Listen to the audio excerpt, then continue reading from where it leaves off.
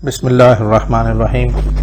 अस्सलाम वालेकुम dear students, professor Zuhaib अपने नए लेक्चर के साथ आपके साथ है। स्टूडेंट्स, हम बीएससी मैकेनिक्स का chapter number 6 virtual work study कर रहे हैं और अपने आज के लेक्चर में हम एक्सरसाइज का क्वेश्चन नंबर 4 इंशाल्लाह अंडरस्टैंड करेंगे। क्वेश्चन की स्टेटमेंट आपके सामने है कि अ hexagon ABCDEF consisting of 6 equal heavy rods of weight W freely jointed together, यानी 6 जो है वो हैवी रॉड्स हैं AB, BC, CD, DE, EF और FA। इन सबको आपस में जब ज्वाइंट किया गया तो एक क्या बन गई, हेक्सागन बन गई।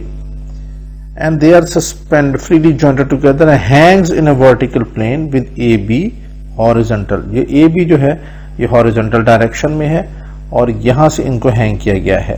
जब हैंग करने का मतलब यह है कि AB क्या हो जाएगा, हमारे पास ये फिक्स हो जाएगा। तो इसको हम ले लेते हैं, this is our fixed line या plane. And the frame is kept in the form of regular hexagon by a light rod connecting the mid points of CD and EF।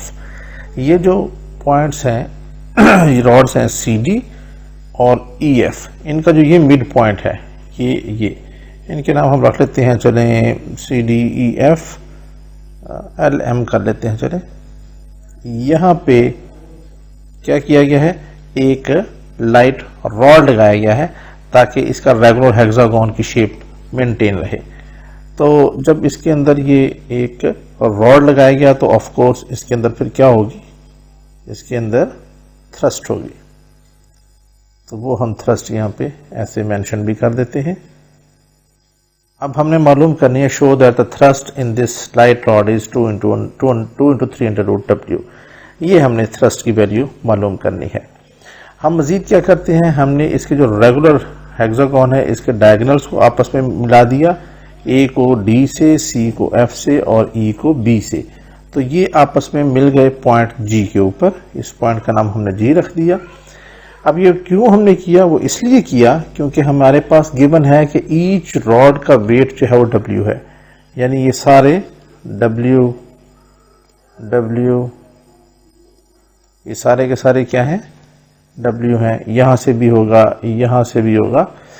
तो इन सब को जब हमने, ये जो पॉइंट G है ये अब डायगोनल है इस रेगुलर ज्योमेट्रिक शेप हेक्सागन का। तो ये इनका जो डायगोनल है, this will become the centre of gravity of this whole system.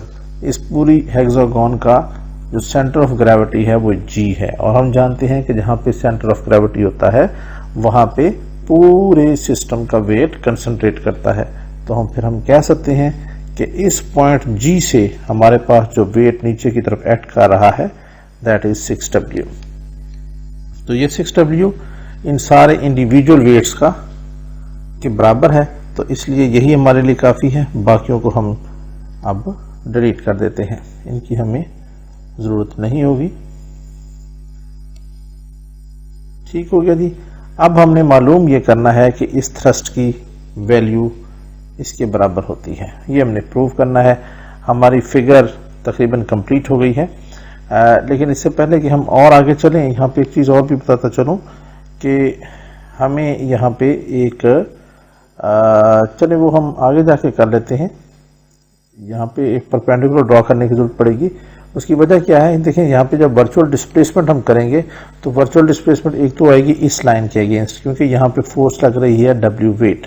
तो इसका नाम हम रख लेते हैं P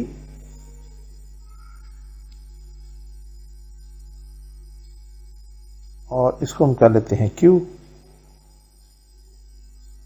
और एक तो इसकी हमें मालूम करनी पड़ेगी और दूसरी हमें लेंथ मालूम करेंगी LM की, क्योंकि इसके अंदर थ्रस्ट है, इसके अंदर भी वर्चुअल डिस्प्लेसमेंट आएगी। तो हमें इसकी लेंथ भी मालूम करनी पड़ेगी in terms of variable theta. ठीक है जी। तो यहां से फिर हम एक काम करते हैं, हम यहाँ पे एक परपेंडिकुलर ड्रॉ कर लेते हैं, क्योंकि हमें इसके बगैर गुजारा नहीं होगा। तो हमने यहाँ पे ये एक परपेंडिकुलर ड्रॉ किया और एक इधर से भी परपेंडिकुलर ड्रॉ कर दिया। ठीक है जी। ये परपेंडिकुलर क्यों ड्रॉ किया, ये अभी हम थोड़ी देर के बाद डिस्कस करते हैं। अब हमारा पहला स्टेप कंप्लीट हो गया कि हमने पूरी फिगर को ड्रॉ कर लिया है। अब हम इसको डिस्क्राइब भी कर लेते हैं। जी सर, तो ये हमने यहाँ पे डिस्क्रिप्शन लिख दी है इस क्वेश्चन में कि consider a regular hexagon consisting of 6 rods each of weight W such that, अब ये ABBCCD इन सारे रॉड्स की लेंथ हमने L फर्ज कर ली है। Let G be the centre of gravity of the hexagon, therefore this weight 6W, ये वाला this is lies of the whole system lies on it. Now we consider the virtual displacement in the system such that there is thrust T in the rod LM. तो अब हम जब इसमें ये है हमारे पास, जब इस जगह पे हमने अब कंसिडर करनी है वर्चुअल डिस्प्लेसमेंट, तो थ्रस्ट टेंशन के केस में तो हम बाहर की तरफ जोर पुश करते हैं इसे, थ्रस्ट के केस में हम इसे ये पॉइंट्स M से अंदर की तरफ और L से अंदर की तरफ ऐसे क्या करते हैं, जब हम इसको पुश करेंगे अंदर की तरफ तो क्या हो जाएगा, तो इसकी ये जो शेप है रेगुलर सिमेट्रिक किस्म की, ये डिस्टर्ब हो जाएगी। ऑफ कोर्स यहाँ से जब फोर्स अंदर लगेगी तो ये थोड़ा सा अंदर की तरफ चला जाएगा और ये वाला जो पोर्शन है ये नीचे की तरफ खिसक जाएगा। ऐसे ही है। ए बी में चेंज इसलिए नहीं आएगी क्योंकि दिस पॉइंट इज फिक्स्ड। इसको मैं आपको एक और फिगर से चेक करके दिखाता हूँ। ये देखिए, यहाँ से जब हमने इसको अंदर की तरफ पुश किया तो ये यहाँ सी से थोड़ा सा अंदर की तरफ शिफ्ट हो गया, एफ से थोड़ा सा ये अंदर की तरफ शिफ्ट हो गया और यहाँ से ये नीचे की तरफ शिफ्ट हो जाएगा। ये डी यहाँ पे आ जाएगा, ई इस तरफ आ जाएगा और इसी तरह ये जी पॉइंट जो है वो यहाँ से खिसक के यहाँ नीचे की तरफ आ जाएगा। तो इसमें ये वर्चुअल डिस्प्लेसमेंट आती है जब हम इसको रॉड को अंदर की तरफ करेंगे। तो ये डॉटेड लाइन से इसको शो किया गया है। तो अब हम यहाँ पे पहले तो लिखते हैं वर्चुअल वर्क इक्वेशन और फिर इसमें मेंशन करते हैं कि क्या चीज़ पॉजिटिव है और क्या चीज़ नेगेटिव है। तो हम यहाँ पे कहते हैं देयरफॉर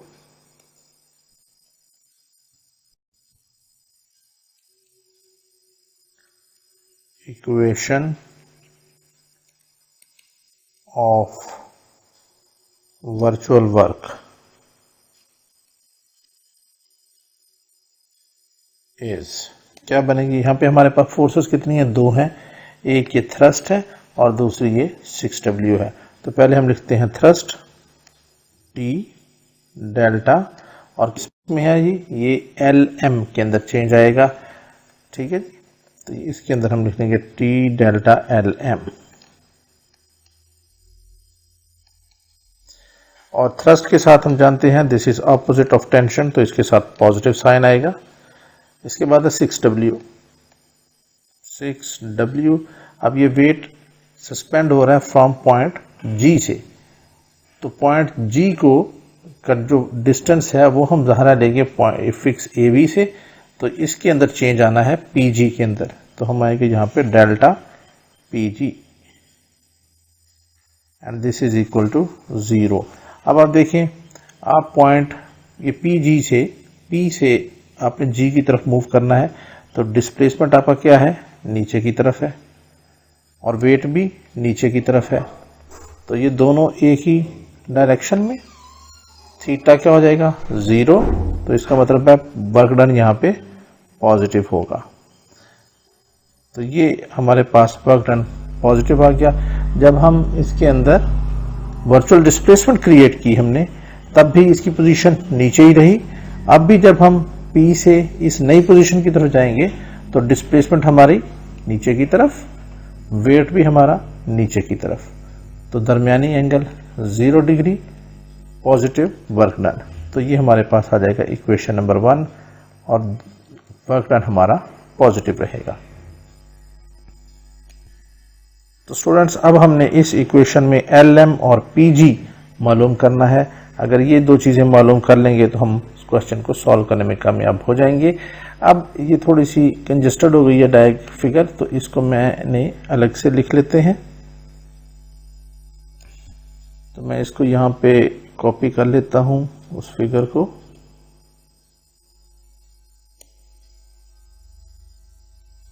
आ जाओ,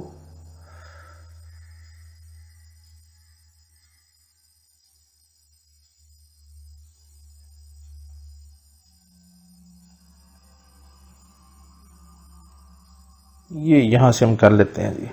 ये मैंने वो फिगर जो हमारी एक्चुअल में जेन्युइन है उसको मैंने यहाँ पे कॉपी कर लिया। इसको हम अब ख़त्म कर देते हैं। अब हमने मालूम करना है LM। तो LM को हम लिख सकते हैं फ्रॉम फिगर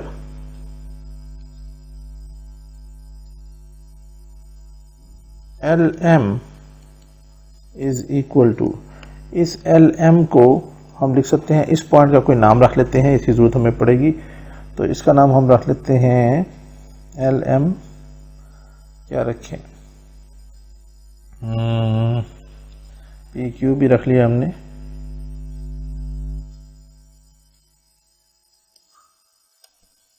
इसका नाम रख लेते हैं हम H और N। ठीक है जी।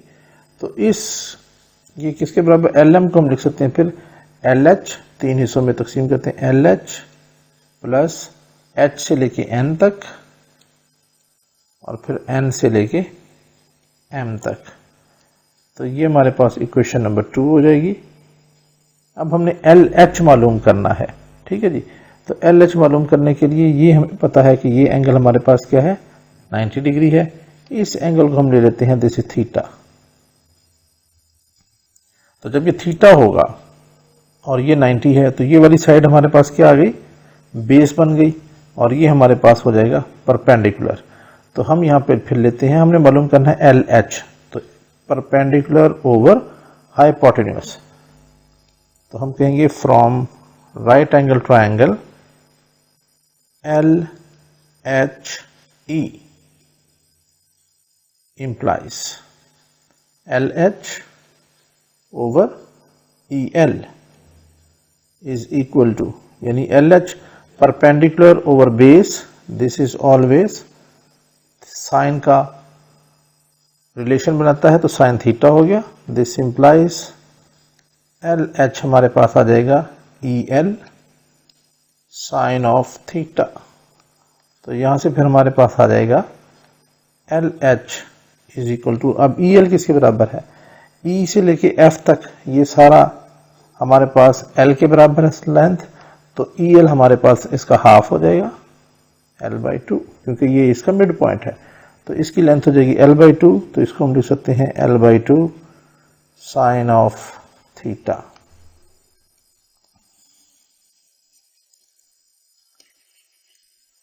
तो यहां से फिर हमारे पास आ जाएगा LH is equal to L/2 sine of theta, और इसको हम यहां पे लिख लेते हैं, this is our another result. Equation ही लिखते हैं इसके साथ।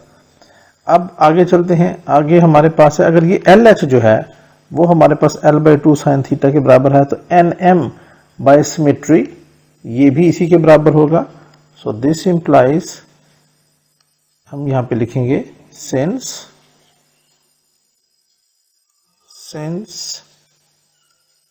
LH is equal to NM, so this implies NM की वैल्यू भी हमारे पास क्या आ जाएगी, L/2 साइन ऑफ थीटा। तो ये हमारे पास दूसरी चीज भी हमने निकाल ली बड़े आराम से। अब आप देखिए फिगर से ED हमारे पास किसके बराबर है, ये L के बराबर है, और ये H से लेके N तक यहाँ पे परपेंडिकुलर ड्रॉ किए गए हैं। तो HN जो है वो बराबर है ED के। फ्रॉम फिगर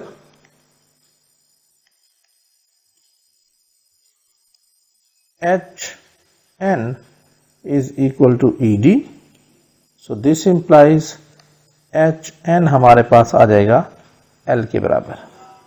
ठीक है जी, क्योंकि ED किसके बराबर है, हर रॉड की लेंथ हमने L के बराबर ली हुई है, तो HN ED के बराबर, तो HN की लेंथ आ जाएगी L के बराबर। तो ये हमारे पास तीसरी चीज भी आ गई। अब ये तीनों वैल्यूज हम इस इक्वेशन नंबर 2 में पुट कर देंगे। देयरफॉर इक्वेशन नंबर 2 इंप्लाइज, ये क्या बन जाएगा, LM हमारे पास आ जाएगा, पहले नंबर पे LH हमने लिखा L/2 sine of theta plus HN की जगह आ गया L प्लस फिर L/2, यानी nm की जगह l/2 sine of theta. So this implies lm हमारे पास आ जाएगा, ये l/2, चलिए मैं l/2 sine of theta, l/2 sine of theta, तो ये प्लस हो जाएगा, आधा आधा मिलके पूरा हो गया, तो ये हो जाएगा l plus l sine of theta. और यहाँ से बल्कि हम l भी कॉमन ले लेते हैं अभी से, तो ये हमारे पास आ जाएगा, this implies lm is equal to l बाहर निकाल लिया, बाकी रह गया 1 प्लस साइन ऑफ थीटा। और ये स्टूडेंट्स हम इसको क्या देते हैं, इक्वेशन नंबर 3, क्योंकि ये हमने इक्वेशन नंबर 1 में पुट करना है। तो ये हमारे पास इक्वेशन नंबर 3 आ गया, lm हमने फाइनली फाइंड आउट कर लिया। अब आगे हमने मालूम करना है pg, इसकी हाइट, ये डिस्टेंस मालूम करना है। तो हम फिर अगेन कहते हैं, अगेन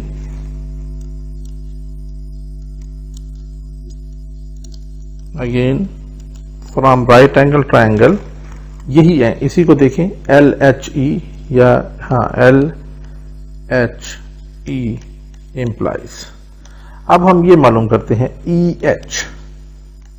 EH ओवर EL, यानी बेस, ये बेस है और ये परपेंडिकुलर हाइपोटेन्यूज, तो ये हो जाएगा cos थीटा, राइट। तो जब ये cos थीटा हो गया तो यहां से फिर हमारे पास क्या आ जाएगा, this implies EH is equal to EL cos theta. This implies EH is equal to, अब ये EL हमने l/2 लिया हुआ, तो ये हो जाएगा l/2 cos थीटा। अब फिगर से देखें, EH ये बराबर है Q, अगर इसका नाम मैं रख लूं Q डैश, तो EQ और QQ डैश बराबर हैं, और QQ डैश जो है वो QG का आधा है। तो फ्रॉम फिगर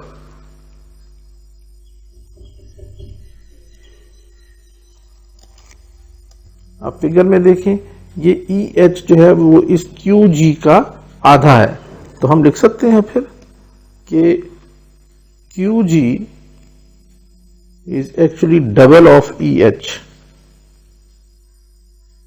ऐसे ही है, इसको अगर डबल कर देंगे तो ये यहां तक चला जाएगा और ये QG के बराबर आ जाएगा, क्योंकि इस वक्त ये इसके आधे के बराबर है।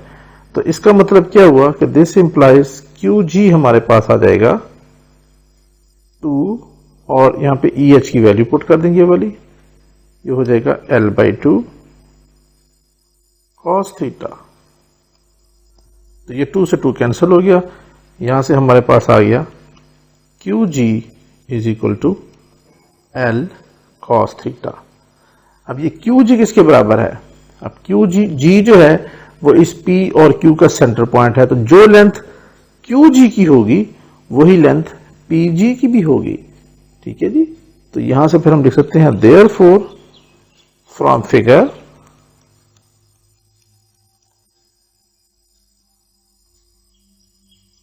PG is equal to QG, this implies PG की भी जो लेंथ होगी वो यही होगी L cos थीटा, क्योंकि PG जो है वो QG के बराबर है।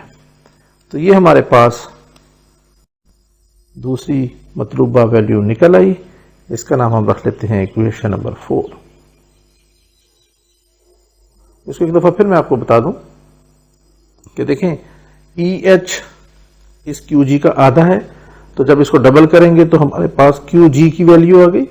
अब QG और PG ये दोनों बराबर हैं, तो जो वैल्यू QG की होगी वही PG का भी डिस्टेंस होगा, तो इसलिए QG हमने निकाल लिया था L cos थीटा, तो वही PG भी होगा। So now put all values in equation number 1। तो इक्वेशन नंबर 1 में पहले क्या है, थ्रस्ट है T डेल्टा LM,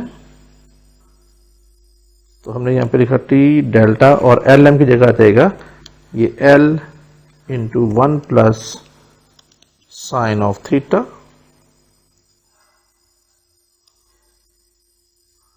प्लस इसके बाद है हमारे पास 6W delta PD, 6W delta और PG की जगह आ जाएगा L cos theta and this is equal to 0। अब आप देखें यहां से इधर भी L है और ये भी L है, तो L को हम यहां से बाहर निकाल लेते हैं। सबसे पहले L बाहर चला गया, बाकी क्या रह गया T into delta 1 plus sine of theta plus 6W delta, L बाहर चला गया तो ये हो जाएगा cos theta, this is equal to 0। अब दोनों तरफ L से डिवाइड करेंगे तो L खत्म हो जाएगा, बाकी क्या रहेगा हमारे पास, this implies T into delta 1 is constant तो इसका डेरिवेटिव 0 हो जाएगा। फिर डेल्टा साइन थीटा की बारी, साइन थीटा का डेरिवेटिव होता है cos थीटा और थीटा का डेरिवेटिव इधर ही हम निकाल लेते हैं, is equal to delta theta plus 6W cos theta का डेरिवेटिव माइनस साइन थीटा और थीटा का derivative delta theta equal to 0। अब यहां से हमारे पास डेल्टा थीटा इज कॉमन, बाकी क्या रहेगा T cos theta minus 6W sine of theta is equal to 0। दोनों तरफ डेल्टा थीटा से डिवाइड नहीं कर सकते because delta theta is our virtual displacement, it can not be equal to 0। तो जब ये 0 नहीं है तो देयरफॉर फिर ये 0 होगा, T cos theta minus 6W sine of theta is equal to 0। इन दोनों में से एक फैक्टर का 0 होना जरूरी है, तभी तो ये इक्वल टू 0 के बराबर आएगा ना। तो ये 0 नहीं हो सकता तो फिर इसका मतलब है ये 0 है। सो यहां से आएगा this implies T is equal to 6W sine of theta over cos theta. अब यहां से इसको हम लिख सकते हैं, this implies T is equal to 6W tangent theta and this implies T is equal to 6W और अब tan टेंजेंट ऑफ, अब थीटा किसके बराबर है ये देखना है। देखिए गौर से देखिएगा, हम जानते हैं कि ये एक रेगुलर हेक्सागोन है और रेगुलर हेक्सागोन का हर ये एंगल क्या होता है, ये 120 के बराबर होता है। ये सारे एंगल्स, इंटीरियर एंगल्स 120 के बराबर होते हैं, 6 के 6 एंगल्स ये सारे 120 के बराबर होंगे। तो जब ये एंगल भी 120 के बराबर होगा, उस 120 में से ये एंगल क्या है,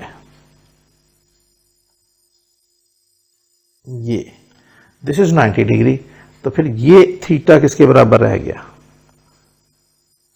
ये थीटा। तो यहां से ऑफ कोर्स हमारे पास थीटा क्या आ जाएगा, थीटा इज इक्वल टू ये पूरा 120 डिग्री,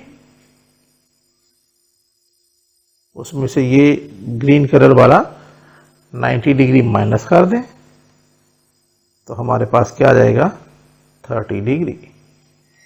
तो ये जो थीटा एंगल है इस ट्रायंगल के अंदर बन रहा, that is equal to 30 degree. तो यहां पे फिर हम लिख लेते हैं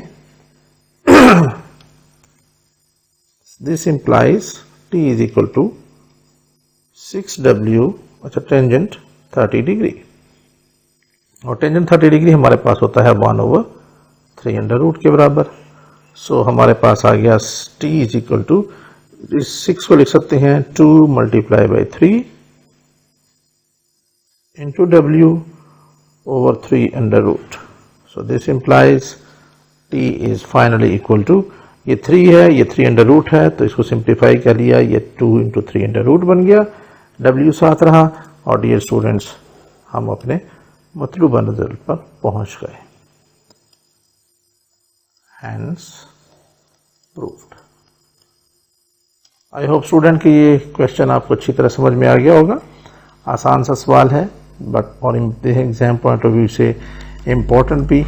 अगर लेक्चर में फिर भी कोई कंफ्यूजन है तो ज़रूर बताइएगा। लेक्चर पसंद आया हो तो भी लाजमी आपने कमेंट करना है, अपने दोस्तों से ज़रूर शेयर कीजिएगा। मिलते हैं अपने नेक्स्ट लेक्चर में, जब तक बहुत जल्द।